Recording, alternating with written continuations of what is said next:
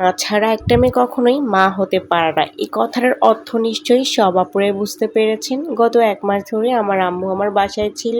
ডেলিভারির জন্য আম্মু ১ মাস আগে থেকে বাসায় আসছিল। আম্মু বাসায় আসার পর থেকে আমাকে আর কোনো কাজে হাত দিতে দেয়নি। একেবারে কিচেনে ঢুকতেই দেয়নি। যাই হোক আমার আম্মু নিজের হাতে সব কাজ করেছে। নিজের হাতে পানিটা পর্যন্ত ঢেলে খেতে হয়নি। আমার বেবি হয় গত ১৮ তারিখে। এরপর আম্মু প্রায় ১ সপ্তাহের মতো ছিল।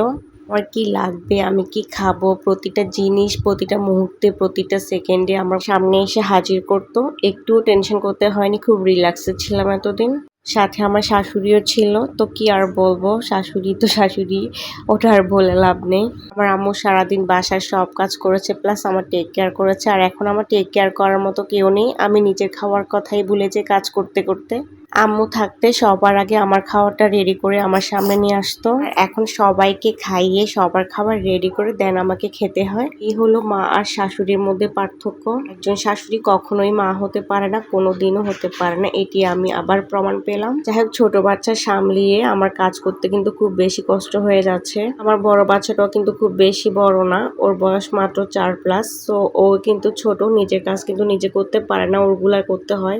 সাথে আমার ছোটটা তো আছেই। তো কারো আসলে হেল্প না পেলে, কারো সাহায্য না পেলে আসলে এগুলো করা খুব বেশি মুশকিল হয়ে যায়। আম্মু আসার আগে আমার ছোট বোন ছিল, ও সবকিছু সামলে নিয়েছিল, আমার মেয়েকে দেখাশোনা করেছিল। এরপর ও চলে যাওয়ার পরে আম্মু আসছে। এতদিন আমার কোনো কিছু নিয়ে একদমই টেনশন করতে হয়নি, মাথা ব্যথা ছিল না। আমার মেয়েটাকে আমার কোনো ধরনের টেক কেয়ারও করতে হয়নি, সবকিছু আমার আম্মু সামলে নিয়েছে। আর আম্মু চলে যাওয়ার পরে এখন কত ধানে কত চালে সবকিছু কিন্তু টের পাচ্ছে। আর এদিকে আমার বাচ্চাটা কান্না করতে করতে অবস্থা একবারে খারাপ। ওকে কান্না করাইতে করাইতে আমি কিন্তু রান্না বান্না করি, কি আর করবো, ওকে কোলে নেওয়ার মতো কেউই নেই। এর মাঝখানে আবার সবার খাবার কিন্তু ঠিকঠাক মতো সময় মতো রেডি করে দিতে হয়। বিকালের নাস্তা, সকালের নাস্তা সবকিছু কিন্তু আবার সময় মতো রেডি করে দিতে হয়। যাই হোক, আজকে আমি চিকেন ভুনা করেছিলাম আর সাথে ডাল দিয়ে পেঁপে রান্না করেছিলাম। তো পেঁপে রান্নাটা এভাবে করলে আমার কাছে খেতে বেশ ভালো লাগে। আর এখন চাইলেও কিন্তু আগের মতো পেজে সময় দিতে পারি না, অনেক ট্রাই করি পেজে একটু টাইম দেওয়ার জন্য, আসলে হয়ে ওঠে না সময়। কাজ করতে করতে বেবিকে সামলাতে সামলাতে আসলে সময় পাই না।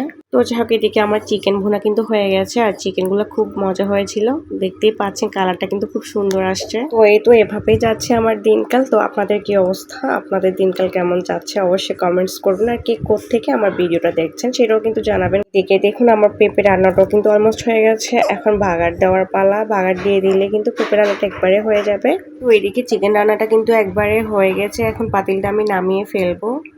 পেঁপের মধ্যে কিন্তু আমি একটু রসুন কুচি দিয়ে বাগার দিয়ে দিব। এভাবে কিন্তু বাগার দিয়ে পেঁপে রান্না আমার অসাধারণ লাগে। আপনাদের কাছে কেমন লাগে অবশ্যই কিন্তু কমেন্টস করবেন। তো সবাই আমার জন্য অনেক অনেক দোয়া করবেন, আমার ছোট বাচ্চাটার জন্য দোয়া করবেন, আল্লাহ যেন আমার বাচ্চাটাকে ন্যাক হায়াত দিয়ে সুস্থ রাখে। আর আমার পেজটার পাশে থাকবেন, আমার পেজটাকে সাপোর্ট করবেন। আমার পেজের জন্য অনেক অনেক দোয়া এবং শুভকামনা রইল। আর আজকের মতো বিদায় নিয়ে নিচ্ছি। সবাই অনেক অনেক ভালো থাকবেন, সুস্থ থাকবেন। আল্লাহ হাফেজ, টাটা, বাই বাই।